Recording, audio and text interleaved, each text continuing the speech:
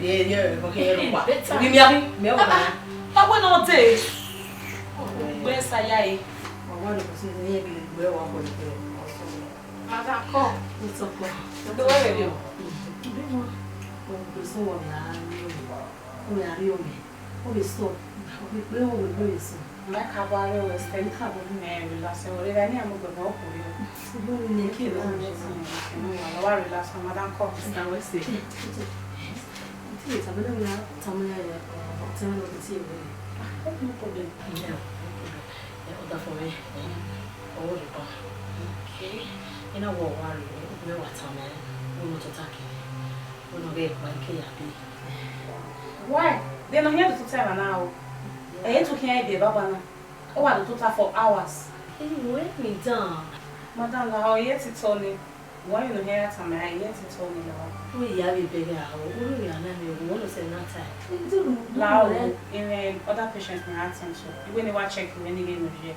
Oh, excuse me. See, I don't get here. See, I don't get here. Come on, wow. You have time away. A doctor will not see him. We know what time. A boy was a million now. And then here over and they are walking here. What just imagine? Give me a hint. Give me a hint. Go meet some try damage. Try damage. You are here building another for look at what we may hospital. I don't want little. You are pushing up, push it on the enemy. I told that for anything. I'm making big. Who my leg bay.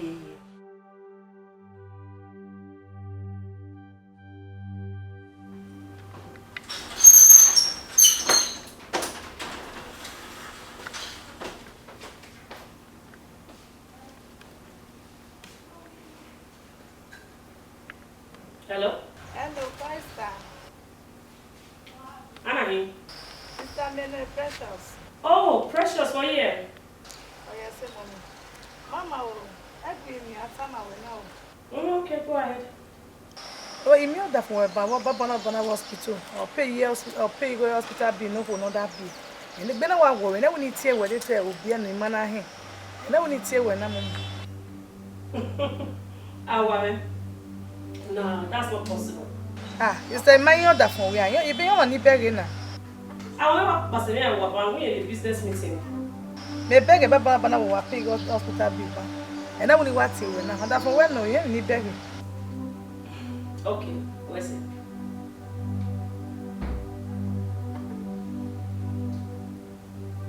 Hospital. How?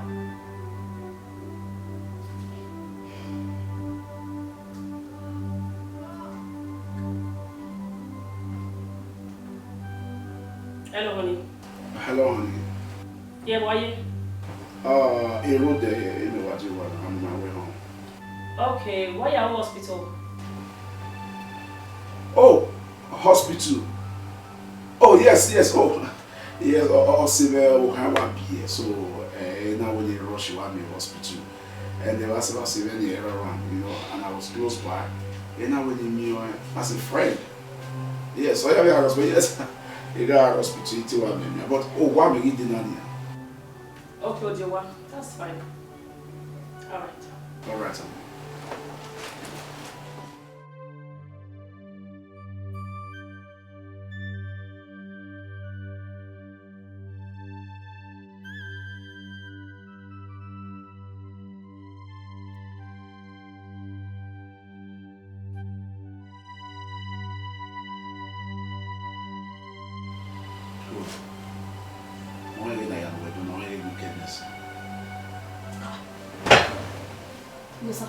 Of course, this is wickedness. So what you have?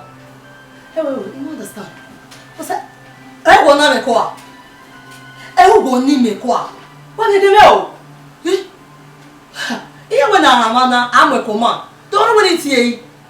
I don't want to go to meeting. No, I'm a command. What minute you won't buy with your color? Eh? You want the other, you want the time. Okay, now fine. It's a banana. You are banana. What am I doing here? Okay, no, we'll make a dog pass again. Never see the Oba. Where? Take it easy. We won't harm Again, one way I take easy with the chemical no later what kind of material now. What need the petty by this time? You're not going to tell me. Yeah, you're going to tell me that's where they be. Benin man not be in it, who discharge any area or make it. Oh, make it. Hey, I go walk by mouth. Walk by mouth. Where they call me, make it ban away him or where it you want. Man, on the they are right. walk here, my boy. Go! Yeah. Doctor, Where's the doctor? Let me just sit down.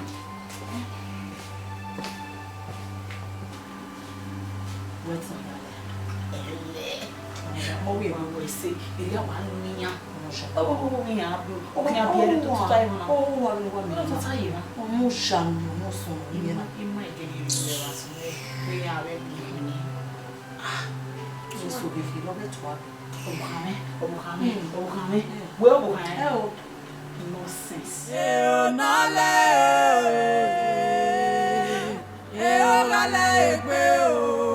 Mami o tobe o magaro me o iviado agiga o mene o o magaro mene o magake na ya pe o onagima What's no work of you? Oh, Saloma, Lord, you oh, Saloma, go away, and Maria.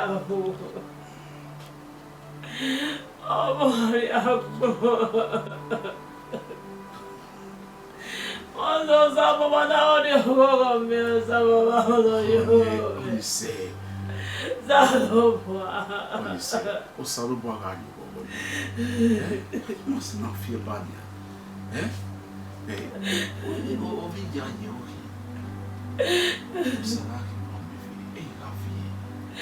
non sa io bombe. Ma non sa io bombe. Oh, more. Hey, wait. Child, I love you. Sister. Ekpe o si owo odo di gegbe. Ekpe o si o me di gegbe.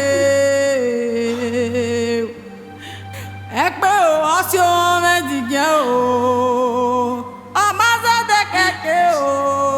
Naga ekpe o.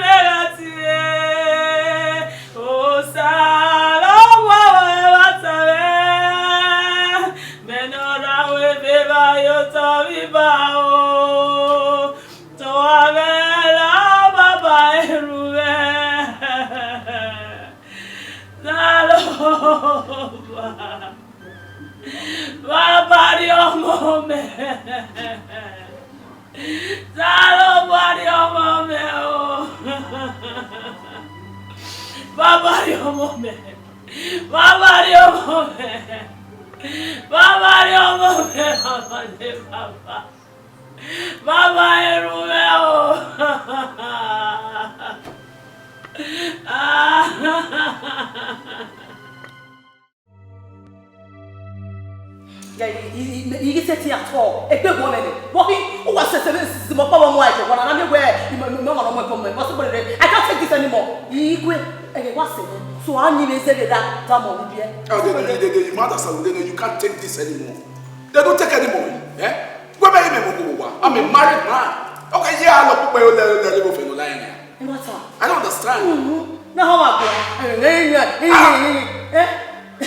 yeah, even the time away. The more so I need say that mona Oma I dey picture here ko wa bolo how here. You are time here. Yes.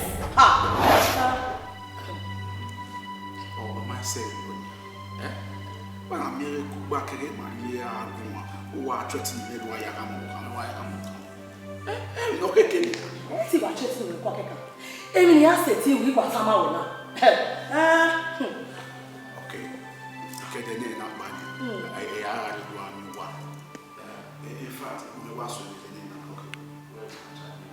Oh, yeah. Okay. We're meeting back. Yes, that's what I'm hearing. Father to the child. Varela.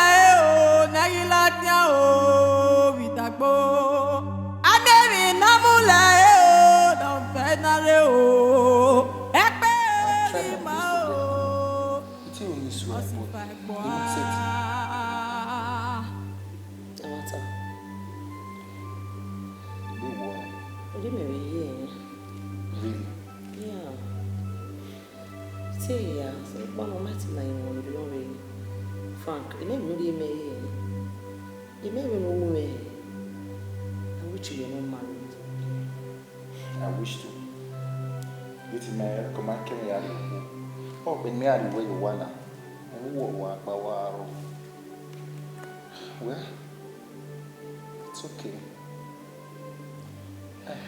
Oh, you know, how is my boy? Oh, Mom, I'm sleeping.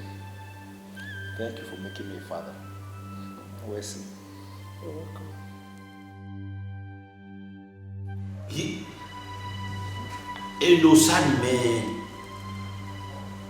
Oh, one woman pili na da oh one woman. Go. We're getting back with my uncle.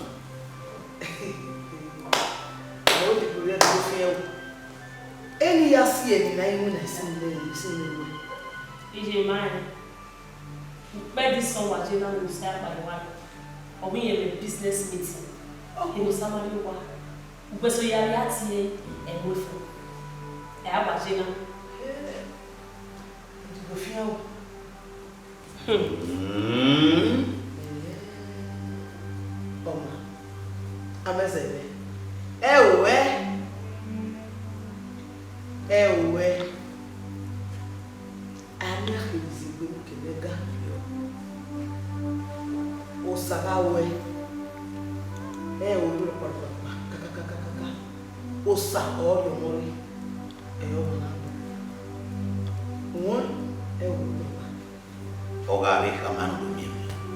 We will need you.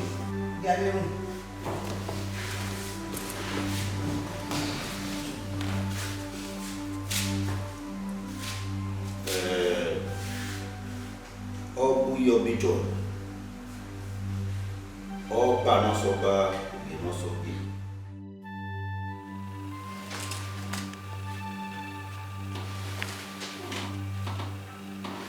Who's that? Honey, I'm home. Oh, Salon, what are you for where I go?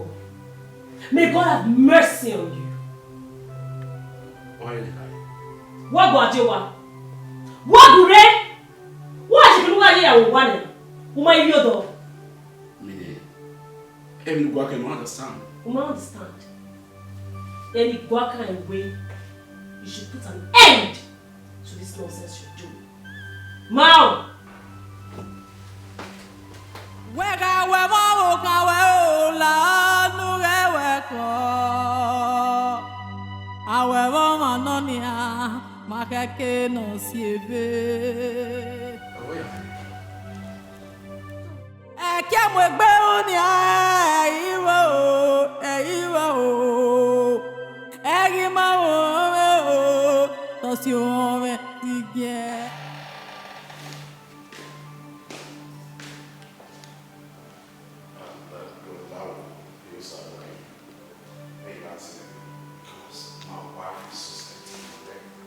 I don't care. All it's here. The white here. You know the other way. What? Yes. Good. Me am good. When I hear me, what? Me I want you. Oh, guy, you don't know where to go. You want to have a go. You want to go. You go to Hawaii. You are Tama, Jesus.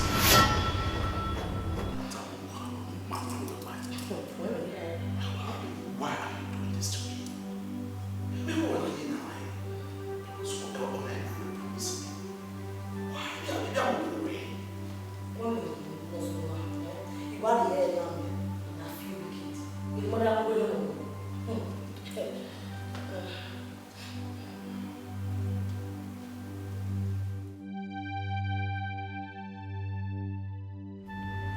Are you serious? Eko is sweet baby. She's heartless. Of course. Of course.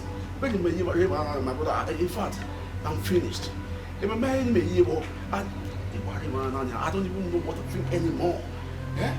You make women like wow, you go to the other side. I don't even know what to think.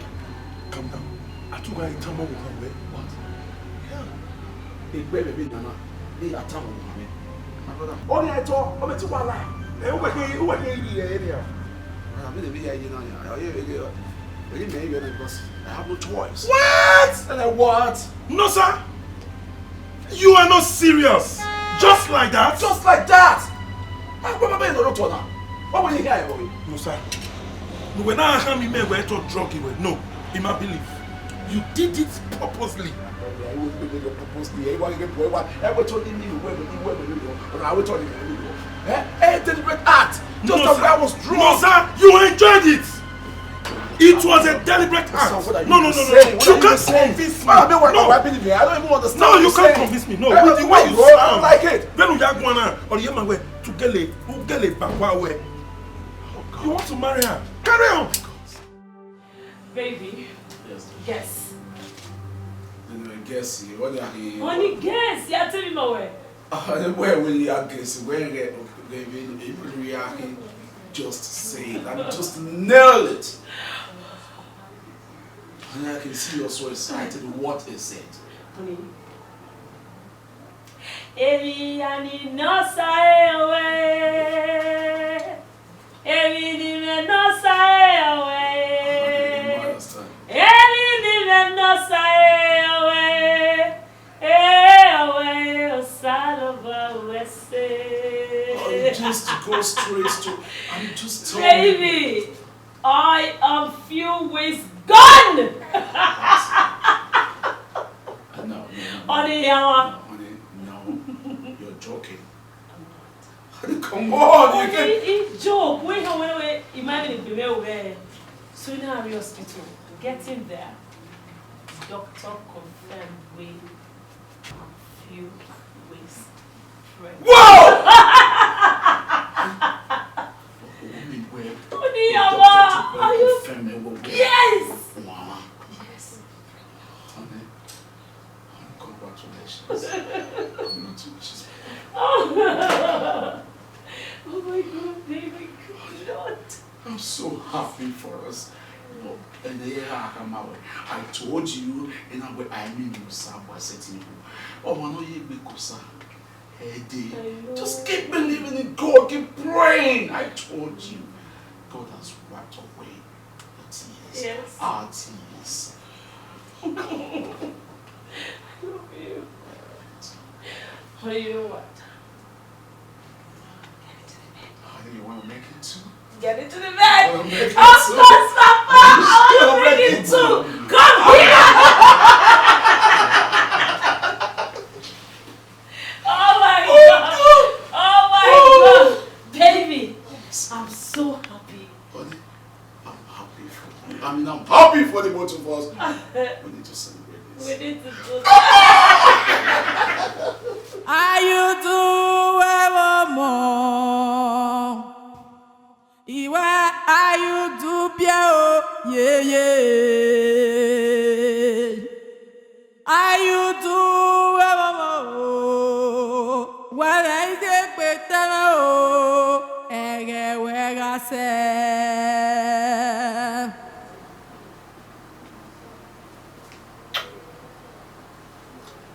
Wake up, my love.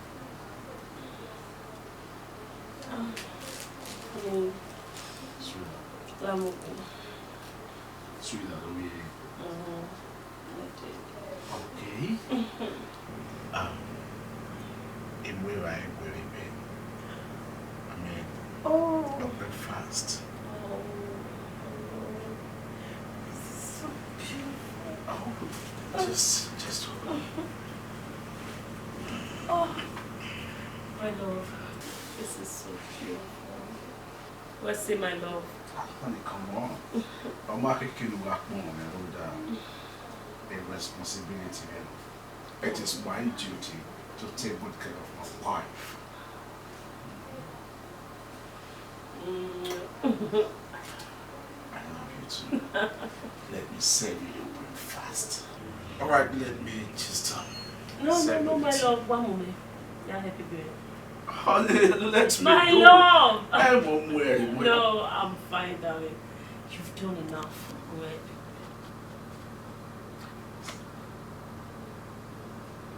If you insist. I insist. Oh my God, my love. Wow.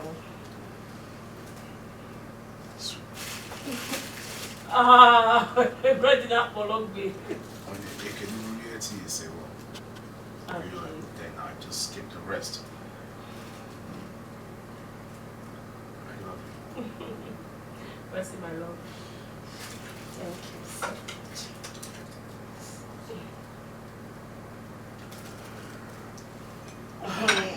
Okay. Congratulations, man. My brother. Very soon. Oh, you're a momone. I do it, but see what's you want. Hey, why are you high? Ija. Why are you high? Why are you make a momo? Okamomo. Of course. Meme I do work a momo. Oh, when we go your muna. Oh, money again, when I maybe I was away. I am. Oh, we're not you. My working happy in When in here. Well, anyways, I'm so happy. Congratulations to me. Man, we're telling you like, I don't best see what's he Oh, my, I can't believe what's what the account when you're in there.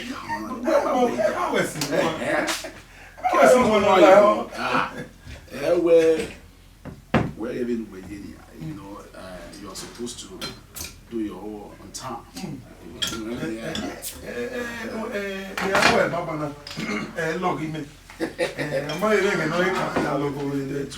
Toast. Yeah, for the baby.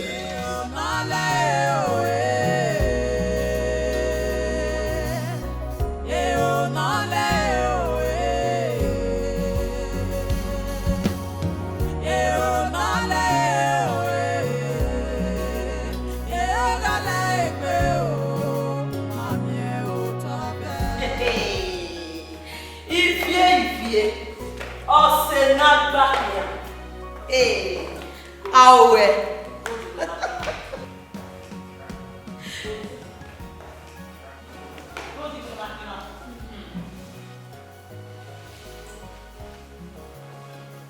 Tasedia.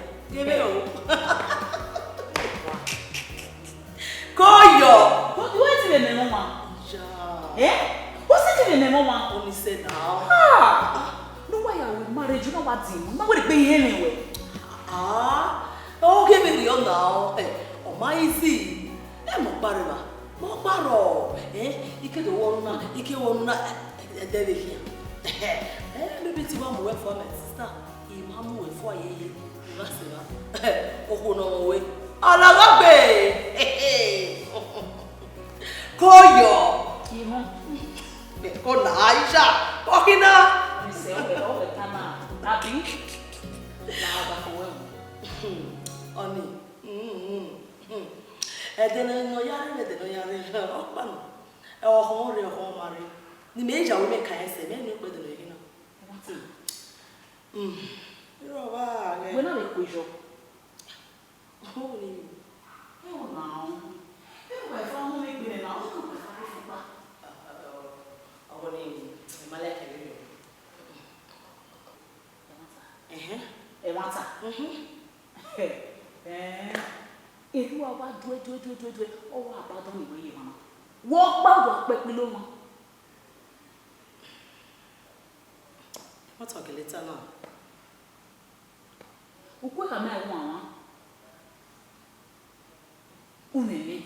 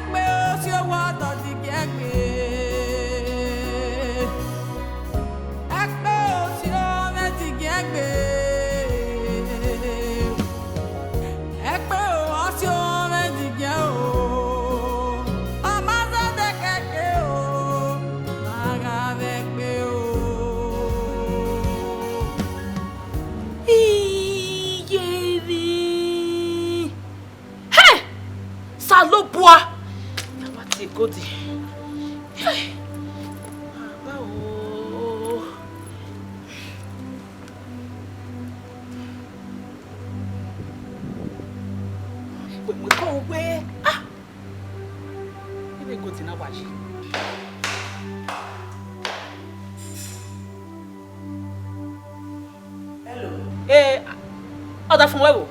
Order from me. Where do you want to travel? What travel ye? Oh, Abuja. Emwanta. Walking, yeah, Europa. Order from where me want me baba na the divine gift to take. Order from me. You a divine gift. E we me baba na ya wo kan. Ekwo wo kan on na o hia bia kwani. Where? Oh, hi. Okay, no matter. What you begging ya? Where's it? Oma later nia. Jesus Christ. Wow. Bia. Teach.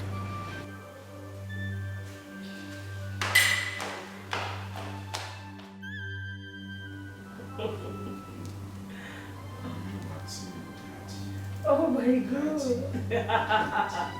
Oh, I said, oh, bro.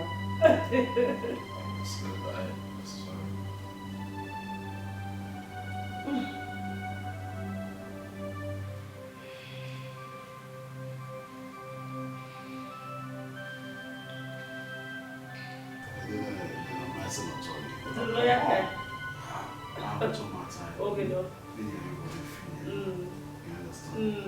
You know. That's so true. Oh my God. It's so funny.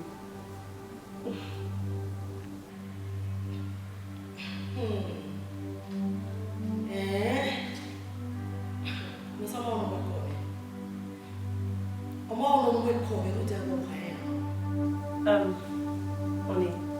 Yes. What's the one on the corner saying?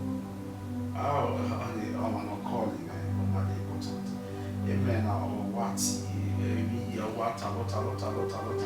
okay, no, ma'am. What is that? Let's continue. So, no.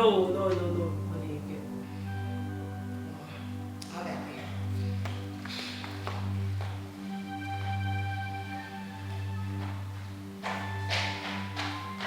baby girl! Oh my God. My love, baby. No, please. Just relax yourself. Just lean on me, okay? Okay.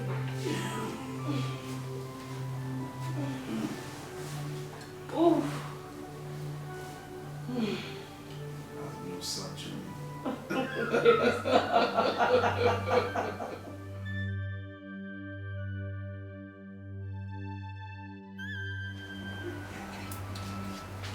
No, sir. On a nouvelle gêne, à nouvelle una. Voyez, et lui, vous avez un micro, et si nous l'autre. Why when you wear? Eh? Oh, why are you afraid me now for now? Me marry me after you wear. It may you move now. We quit na me me ntano. O que de yoro, una fun evo, o mai, o ga vi. Ogi mogi me a wenu ya mi on. Make na tale be ni na na ya sum. Ntale me. Ani me mi evo. My brother, go the way. Me pa yan ni mi atan me go no me le bo. Agwa. Ma me ni wa ko avoid it. E wa prefer e wa like it. Go me wa avoid it. Egbe awo yi. O se tete mo mo egbe awo yi. Ege no na rin o ma mi eri egbe awo. Pike ko re. Wọ́n ege ton ti me kala ke o. O ma ye ni ya wọ́n wa pike ko wọ́n ege ton. Ogwe oro ogwe ko. Ti e pike ko re nu wegun. Ani me mi e bo. Brother, we wa ni ma egbo ko ni wo me ni.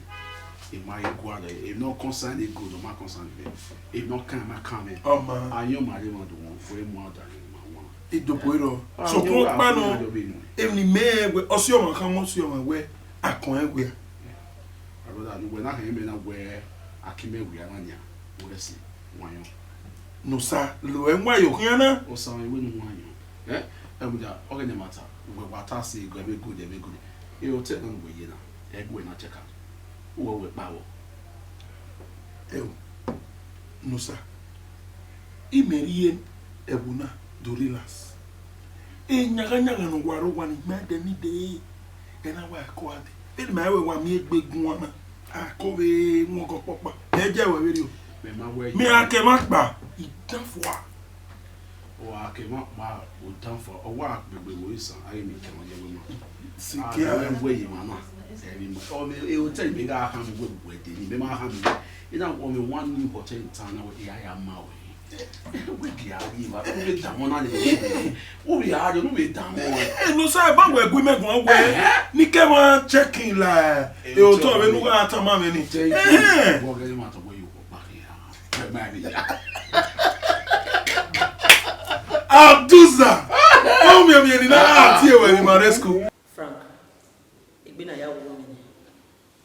E ki hide and seek na igbe wo mi ni. I just have to move on with my life. Why are you making me feel bad? But women then now women are. But to try to understand the situation you have to deal with daily now. See, Frank, the whole thing is frustrating already. It might go on low. As it is now, it might make me a better way. Or can you get me allow? Really? Yeah. Oh. Okay. In other words, where did you get me? If you may, you will be fine. No, he young Vina really to me once in a while. You are to me away.